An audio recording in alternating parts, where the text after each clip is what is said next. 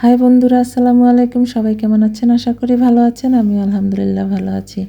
বাচ্চাদের নিয়ে চলে আসলাম জিয়া উদ্যানে ঘোরার জন্য। ওরা ঘুরবে, দেখবে, এই জন্য আসা এখানে।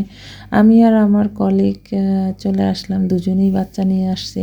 তো সেখানে দেখলাম অনেক মানুষ, অনেক সাংবাদিক, অনেক নেতাকর্মী ছবি তুলছে, শ্রদ্ধা জানানোর জন্য আসছে কেউ। তো এই বাহিরের পরিবেশটা অনেক সুন্দর লাগে, আমার কাছে খুব ভালো লাগে। এখানে এসে যেটা দেখলাম, বিষয়টা হচ্ছে অবাক করার মতো। সবাই হচ্ছে রাষ্ট্রপতি ও প্রধানমন্ত্রীর কবরের চারপাশ ঘিরে আছে। অনেক নেতাকর্মীরা এখানে ফুল দিয়ে শ্রদ্ধা জানাচ্ছে, সাংবাদিক ছবি তুলছে।